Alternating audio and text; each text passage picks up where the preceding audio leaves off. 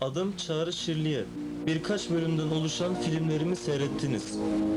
İlk tanışmamıza artık her Türkmen için mukaddes yer olan Bağımsızlık Caddesi'nden başlayalım. Burası en sevdiğim yer. Burası atalarımızın ruhlarının dolaştığı yerdir. Geçmişi hatırlamayan ve öğrenmeyen ve geçmişe saygı duymayan halkın geleceği de olmaz. Bu nedenle Türkmen halkının temelindeki insanları anlatayım. Bunlar Türkmen soyundan mümtaz devlet adamları, başkomutanlar, felsefeciler ve şairlerdir. Onlarla konuşmayı, katlandıkları zorlukları, güzel ama çileli serüvenlerini, umutlarını ve hayallerini öğrenmeyi ne kadar istediğimi bilemezsiniz.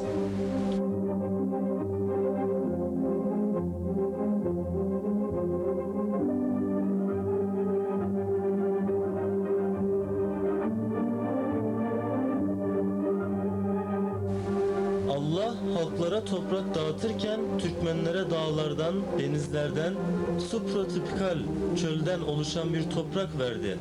Cenab-ı Hak bu mukaddes toprakla beraber güzel bir gelecek, sonsuz yer altı servetleri takdir etmiştir.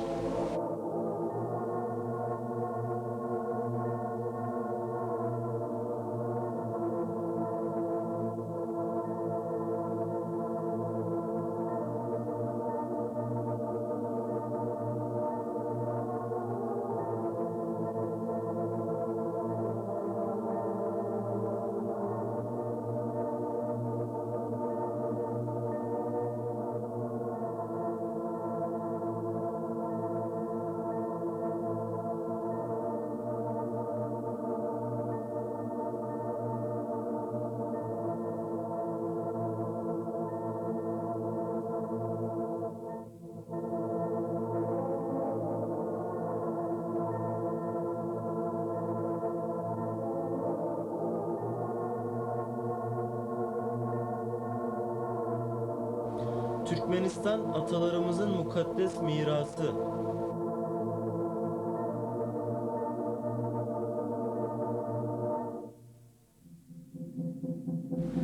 İnsanlık tarihinde derin izler bırakan Ceyhun, Altıntepe, Markuş, Anev, Tunç devrinin ilk şehir medeniyetleridir. Ayrıca bütün dünyada tanınan Merv, Parfiya devletinin başkenti olan Nissa ve milattan önce 3. asra ait diğer kadim ulu medeniyetlerdir. Türkmen mimarlarının büyük eserleri olan Sultan Sancar Türbesi, Turabek Hanım'ın mezarı, Ebu'l-Faz ve Ebu'l-Seyit, İbn Zeyd ve Peygamber Efendimiz sahabelerinin türbeleri, çok sayıda kervansaray ve eski saray ile şehrin yıkıntıları, bunların hepsi dünya medeniyeti hazinesine girip Türkmen halkının kadim köklerini hatırlatan Türkmenlerin yüzlerce neslinin sessiz şahitleridir. Bugünkü Türkmenistan toprakları tarihi bakımdan Hindistan ve Mısır'dan daha az önem taşımayan dünyadaki ilk devletlerden birinin yaratıldığı yerdir. Tarihi kaynaklar bugünkü topraklarımızda milattan önce 3. bin yılda Turan adlı büyük bir Türki devletin kurulduğunu ifade etmektedir. Saki Massaget, Dah, Sarmit gibi tüm Turan boyları tüm Türkmenlerin temelini atan kadim başkomutan Oğuz Han tarafından bir araya getirilmiştir.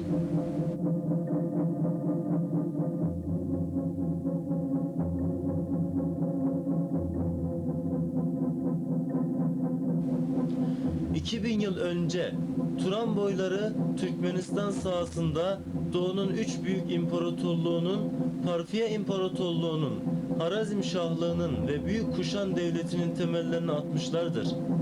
Tarih boyunca Oğuz Türkmenleri onlarca imparatorluk yanında büyüklü küçüklü devletler kurmuşlardır. Türkmen halkı büyük etnoslardan meydana gelmiştir. Bunları içinde Sakif Sak, Massaget, Sarmat, Alan, Hun, Türk, Parfiya, Harezm yer alır. 9. 12. asırlarda Asya'nın Oğuz Yaplugu, Karahanlılar, Gazneliler, Büyük Selçuklu Türkmenleri, Harizmşahlılar gibi büyük imparatorlukların ve Doğu Avrupa'da, Hindistan'da, Orta ve Yakın Doğu'da Kafkasya'da birçok hakimiyetlerin kurulduğu dönemlerde Türkmenlerde büyük bir yükseliş yaşanmıştır. Medeniyetin gelişmesi her zaman toplu göçlere ve sınırların gelişmesine yol açmaktadır. Böylece M.Ö. 3. yüzyıldan başlayarak milattan sonra 8. yüzyıla kadar bizim ecdatlarımız olan Türkmenler dünyadaki ilk devletlerin kurulduğu Merkezi Asya, Küçük Asya, Sibirya, Hindistan, Doğu Avrupa ve Kafkasya sahalarına geniş bir şekilde yayılmışlardır. O zamanlarda tüm topraklarda Türkmenler tarafından 70'ten fazla devlet kurulmuştur. Ama Türkmenlerin Orta Çağ'da esas önemi Doğu halklarının tarihi kaderine parlak iz bırakan Büyük Selçuklu Türkmenlerinin Dünya İmparatorluğu kurmasındadır. Büyük Selçuklu Türkmen İmparatorluğu'nun kurucusu Mehmet Tuğrul Ertuğrul Bey Türkmen idi. Daha 1055 yılında Sultan Tuğrul Bey halifenin ricası üzerine Arap halifeliğinde barış ve sükunet sağlayarak ordusuyla Bağdat'a girmişti. Halife ise ona taç giydirerek Doğu ve Batı'nın hükümdarı unvanını verdi. Bu şekilde Arap halifeliğinin dolayısıyla İslam korunmasında belirleyici rolü Selçuklu Türkmenleri oynamışlardır.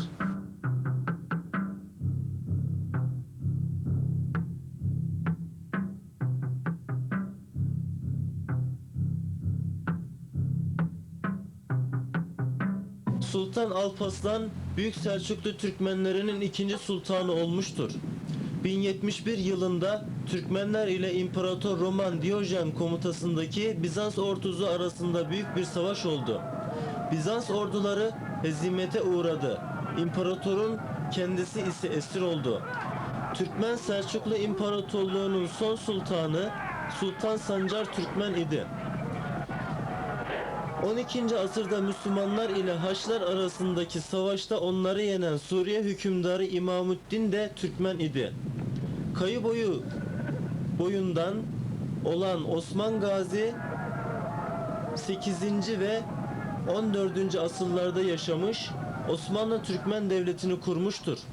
Onun evladı 2. Mehmet 1453 yılında İstanbul'u fethetti. Bu 1000 yıllık Bizans devletinin bitişi ve Büyük Türkmen Osmanlı İmparatorluğu'nun güçlenmesi anlamına geliyordu. 14.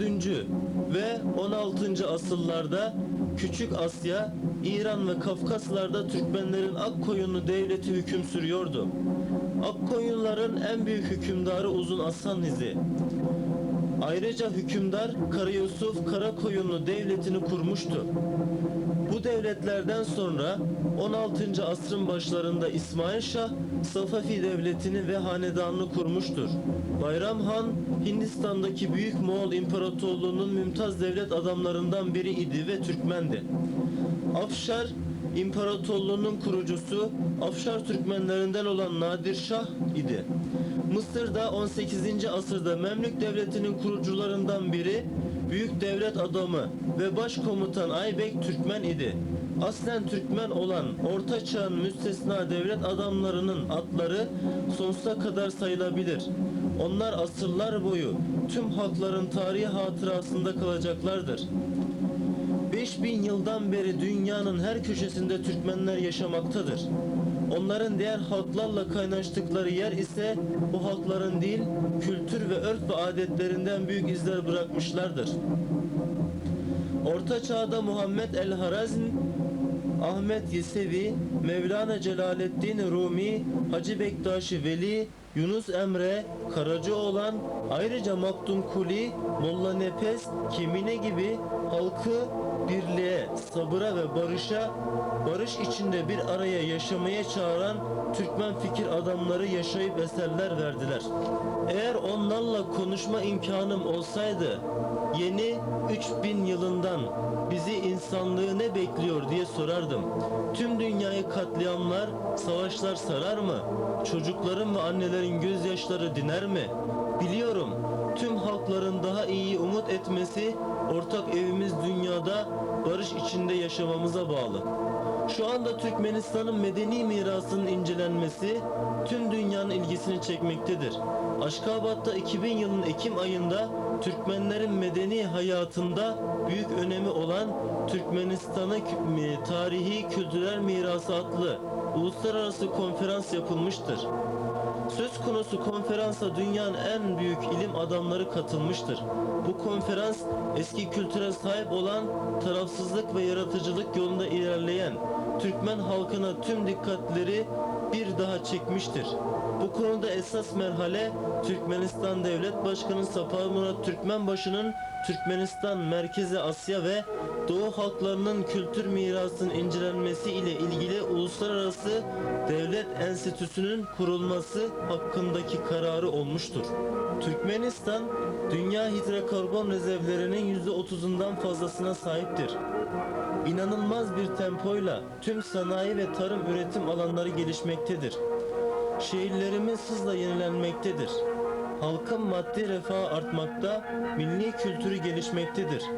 Türkmenistan, 1995 yılında Birleşmiş Milletler Örgütü'nün ortak kararıyla daimi tarafsızlık statüsü kazanmıştır. Türkmenistan'ın devlet başkanı Sapar Murat Atayeviç Niyazov'dur. Türkmenistan, Merkezi Asya'da yer almaktadır. Ülkenin toprakları 491,8 bin kilometre olup nüfusu 5 milyondan fazladır. Burada barış ve birlik içinde 100'den fazla millet yaşamaktadır. Ülkem emsalsiz ve büyüleyici güzellikte tabiat yerleriyle doludur.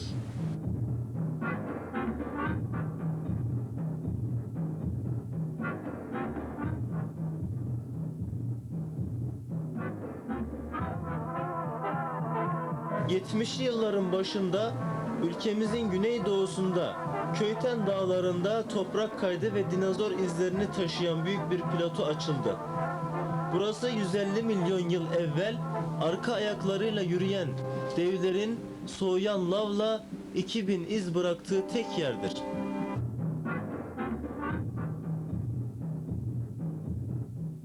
I don't ever slow up, no I don't take shit. I got no love for the fakeness. If you wanna play tough and wanna hate this, I'll always show up. I don't ever slow up, no I don't take shit. I got no love for the fakeness. If you wanna play tough and wanna hate this, I'll always show up and make a statement. I don't ever slow up, no I don't take shit. I got no love for the fakeness. If you wanna play tough and wanna hate this, I'll always show up and make a statement. Everything I do so instinctive and so passionate. Every word I move so descriptive like an adjective. I got a vendetta against people who patented being negative when you should be getting after it. I got facts over tracks, this and that. Spitting slow, spitting fast, I could roast, I could gas. Think I'm okay at last, but I don't know if that can erase all the past. And the pettiness, a reflection of the emptiness. Hilarious, you think you're worth my time, you're delirious. Mysterious, because you hide behind a fake exterior. Inferior, you know I'll always be a bit superior. Get off of me, this ain't no humble brag. I want you to hear words, you can say them back. I want you to feel free from the chains at last, and to believe in what you got, it was built to last, yeah. Now that I've been put through hell, I never got anyone's help. I had to do it all myself. I don't ever slow up, no I don't take shit. I got no love for the fakeness. If you wanna play tough and wanna hate this, I'll always show up and make a statement. I don't ever slow up, no I don't take shit. I got no love for the fakeness. If you wanna play tough and wanna hate this, I'll always show up and make a statement. Gonna learn the consequence of being incompetent. Mental health is confidence, dreams and some honestness. I'm not Türkmenistan'da tabiatın el değmemiş köşeleri bulunmaktadır. Bu bölgelerde Repedek, Hazar, Süt Hasar Dağı, Kaplankır, Amuderya, Köyten Dağı, Bathız ve Köpek Dağı milli parkları bulunmaktadır.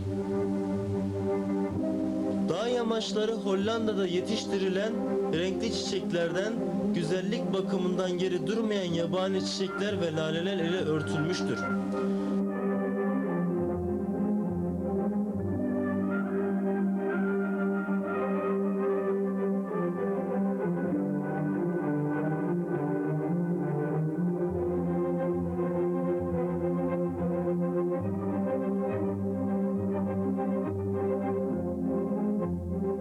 Türkmenistan'a geldiğinizde Orta Asya'nın en güzel havaalanı olan Sapar Murat Niyazov adındaki havaalanı sizi karşılar.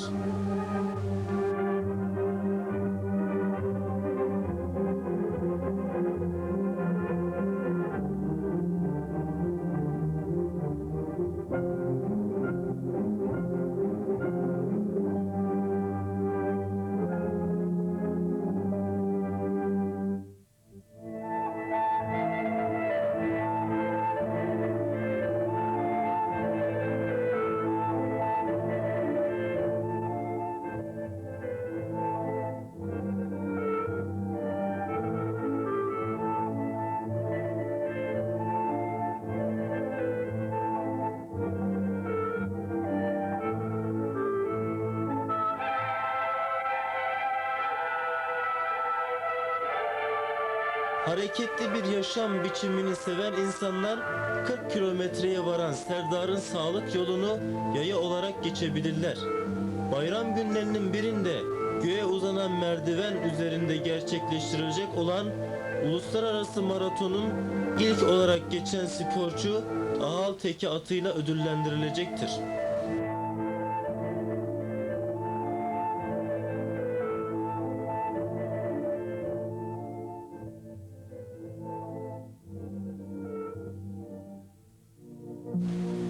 Türkmenistan'ın batısını dünyada üretilen siyah havyarın %90'ının üretildiği Hazar Denizi çevrelemektedir.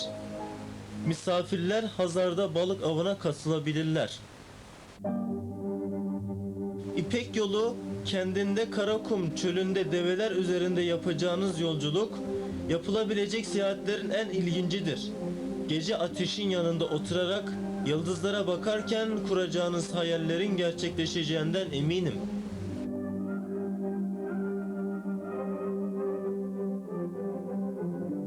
Cömert Türkmen toprağının ihsanlarından kavun, üzüm, Türkmen şarapları ve kanyakları uluslararası lezzet yarışmalarında yüksek ödüllere layık görülmüştür.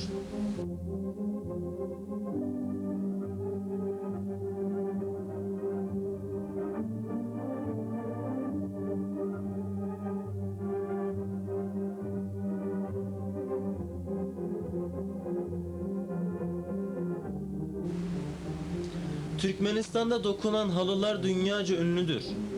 Onların esrarlı motifleri Türkmen kadınlarının ruh güzelliklerini ifade etmektedir. Ahal Teke atları Türkmen halkının iftiharıdır. Misafirler bu atlar üzerinde dağ patikalarında gezi yapabilirler. Benden atlarımızın fiyatlarını sorduklarında onların paha biçilmez olduklarını, çünkü Türkmen halkının birçok kuşağının bu atlara kendi emeklerini ve hislerini sindirmiş olduklarını söylüyorum. Bu yüzden esrarlı motiflerle bezenmiş halılarımız onları dokuyan ecdatlarımızın kalplerini taşımaktadır. Zapt edilemez atalarımız ise bu motiflerin kalp atışlarıdır. Ahal Teke atlarının kalplerinin attığı ve halılarının dokunduğu müddeçte Türkmen halkı yaşayacaktır. Türkmen halkının çok eskilere dayanan özgün kültürü, sanatı, gelenek ve göreneklerle tanışmanız sizin için çok ilginç olacaktır. Türkmenlerin hiçbir bayramı geleneksel çalgı aleti dudarsız geçmemektedir. Türkmenler vatanını terk etmediklerinde mutlu ve kederli anlarında dutarı hiçbir zaman yanlarından eksik etmemişlerdir. Dutar müziğinin ilahi sesi düşman tarafını etkileyerek birçok kanlı savaşların durdurulmasına vesile olmuştur. Bu nedenle dutar Türkmenistan'ın milli sembollerinden biri haline gelmiştir. Ayrıca Türkmen bayramlarının önemli süslerinden biri de Türkmenistan'da milattan önce 6. yüzyılda da ünlü olan kadın süs eşyalarıdır. Massaketlerin kraliçesi Tomris, diğer kadınlar ve erkekler askerler ile birlikte savaş takımlarını kuşanarak Kral Kirin ordusuna karşı vatanı korumuştur. Bu olaydan beri Türkmen kadınları yüzlerini örtmektedirler ve erkekler tarafından da bu yüzden çok takdir edilmektedir.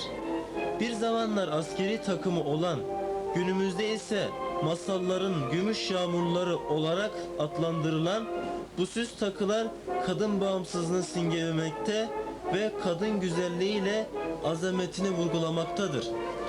Her bir kadın misafirimizin Türkmen kuyma süs takılarını alarak ve üzerine deneyerek erkeklerin kalbini ebediyen fethedeceklerini bilmesinde fayda var.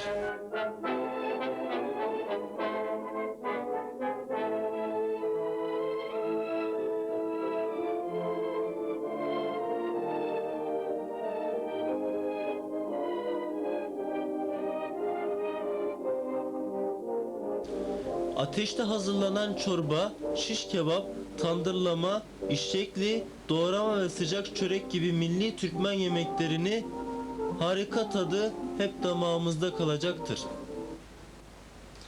Türkmen av şahinleri ve av tazıları dünyaca ünlüdür. Şahinle avlanmak eski Türkmen geleneklerinden biridir. Türkmenistan Şahinciler Kulübü, Uluslararası Şahinciler Birliği'nin üyeliğine kabul edilmiştir.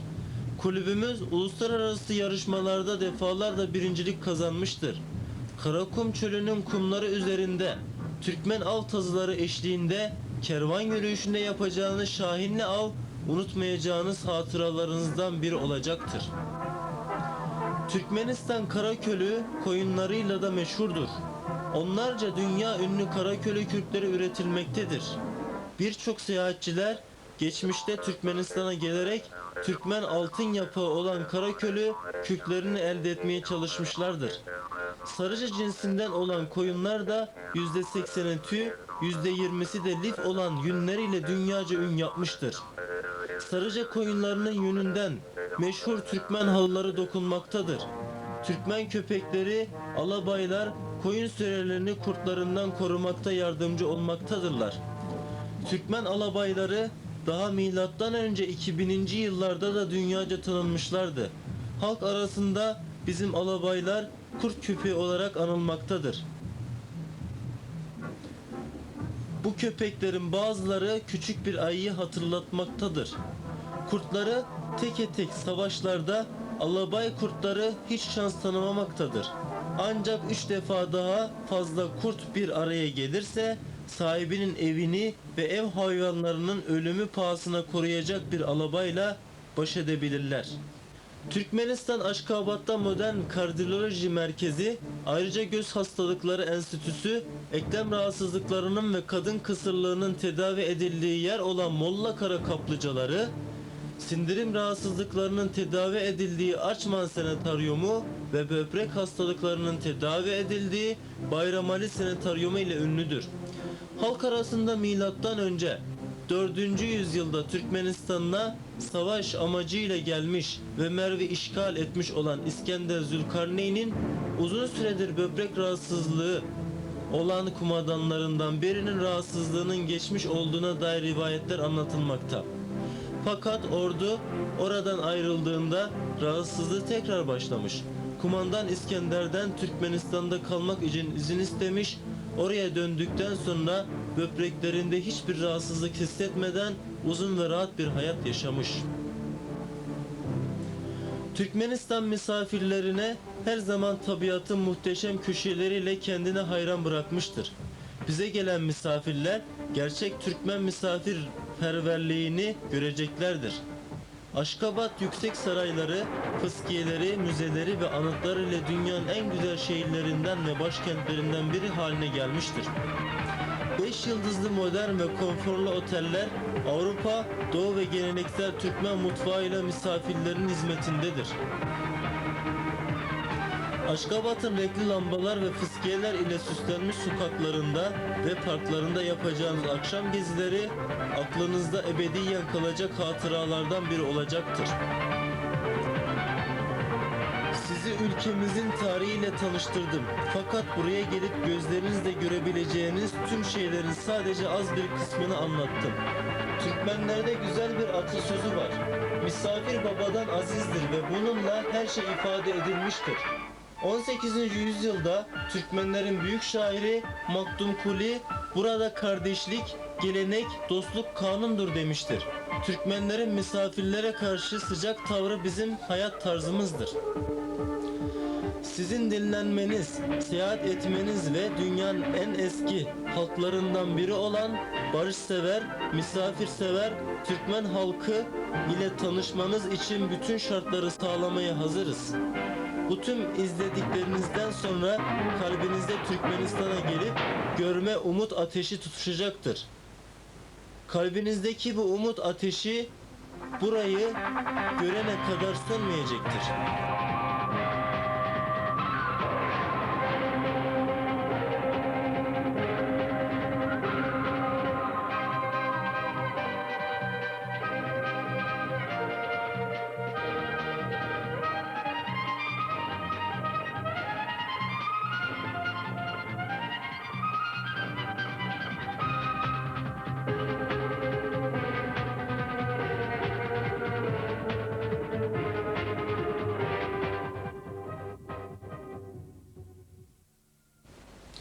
Miras kalbimizde silinmeyecek izler bırakmıştır.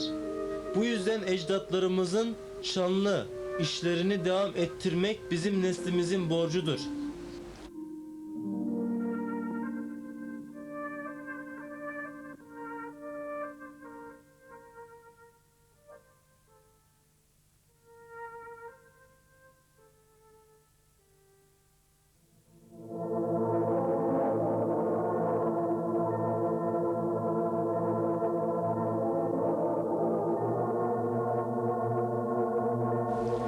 Evet, vatan ve ana seçilemez. Böyle bir vatanı bize bahşettiği için Yüce Allah'a sonsuz şükranlarımızı sunuyoruz. Bizi ve vatanı üzerinde dünyaya getirdiği için analarımıza minnettarız. 3000 yıldan da Türkmenistan vatanımızın şerefini ve itibarını sarsmadan onurla yaşayacağız.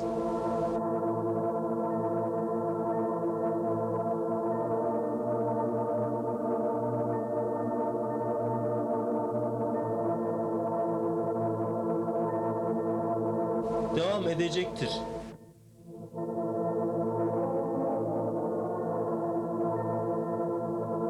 Senaryo Çağrı Şirliyev, yönetmenler Murat Orazov, Çağrı Şirliyev, danışman Profesör Övez Gündoğduyev, editör Yuri Fulutkov.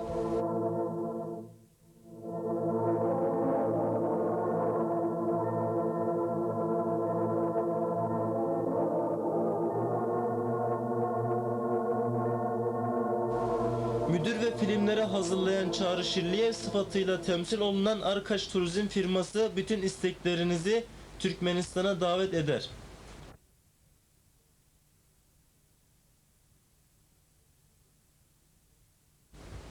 Müdür ve filmleri hazırlayan Çağrı Şirliyev sıfatıyla temsil olunan Çöl Turizm firması bütün isteklerinizi ortak belgesel ve film yapımına davet eder. Adresimiz Mir 2/3 blok G Ev No 1 Aşkabat Türkmenistan. Tel 99 312 44 17 39 45 52 74. Faks 44 17 56.